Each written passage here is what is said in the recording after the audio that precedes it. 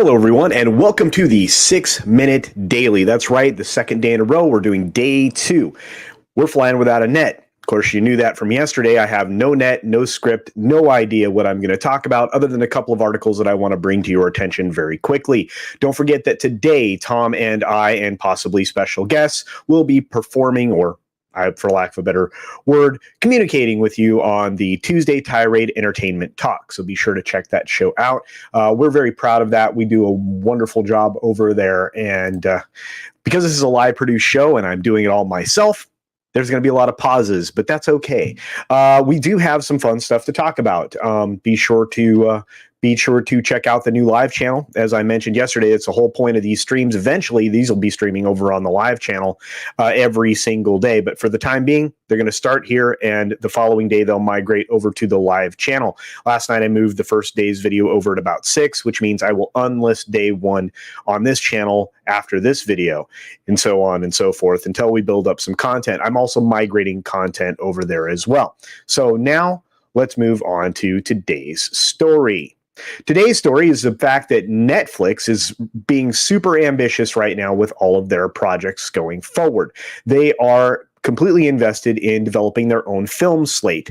They did this starting a few years back with this person, Scott Stuber, who essentially in 3.5 years has taken Netflix into a major production entity, somebody to be reckoned with for sure, which is kind of cool. At the same time, they're also producing a number of television series that are original and additionally some animated series as well. They have lots of star power when it comes to Netflix, and a lot of that comes from the relationships with this guy here, Scott Stuber. He was trying to compete with Disney's Investor Day, and boy, did he. Like I said, 70 films on the slate for this year. 52 of those are in English.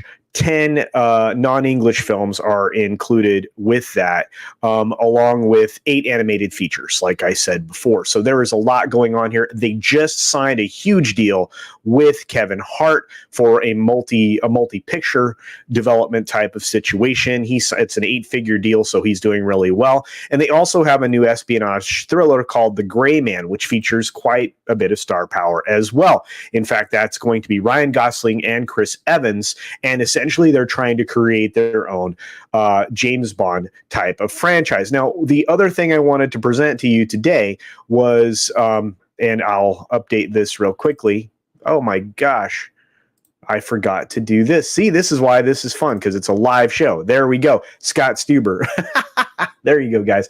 Anyway, this guy's done an awful lot. He's got a lot of his plate. It's pretty exciting. Netflix is a big deal. So going back to what I was saying, one of the things that's an interesting juxtaposition is this is an article that came out on Deadline today, but of course their sister paper, Variety, comes out with this, which is Hollywood prepares to delay another slew of blockbusters. That's right. All the films that were previously delayed will be delayed some more. Fantastic. And of course, it's weird because a lot of these films had already been pushed multiple times over the course of the last year. It's almost as if Hollywood has given up on theaters completely, not just mostly, but completely, because they are pushing content directly over to these streaming services. In fact, part of the story here we'll cover in just a second is Paramount. But let's move on. We also have Warner Brothers saying that their 2020 films are going over to HBO Max, right? That's a real problem for theaters because HBO Max and the theaters will be getting the same thing day and date. That's what day and date means going forward. So expect everything from the Warner Brothers slate, as we talked about before, to be presented over here on HBO Max. Now, the other streamers and streaming services are also connected to studios, or many of them, including Disney with Disney Plus. Disney Plus is doing a number of day and date things as well. So just keep that in mind.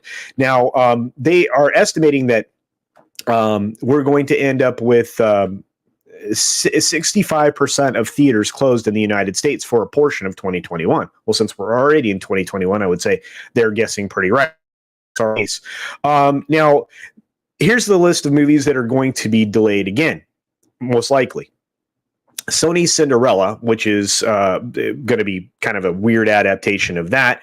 The Kingsman which is a joint release with Disney because of 21st Century Fox being the primary studio involved in that initially, and the two previous films. Again, the King's Man is a prequel or a prelude to the other two films, The Kingsman and The Golden Circle. So I have high hopes for this franchise. I think it's been very well done so far, but we'll see. We'll see. I hope it's not delayed, but that's slated for March 12th.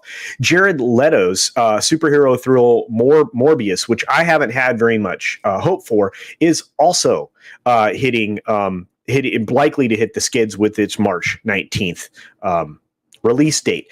Now, of course, we've already pushed back or softly pushed back Black Widow again.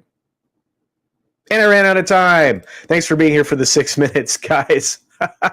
Don't forget the live stream starting with Tom soon. Bye. Thanks for visiting today. Be sure you're subscribed and hit that for alerts. Yay! Of course, like and share all of the videos that you can, as it helps with the algorithm. Have a great day.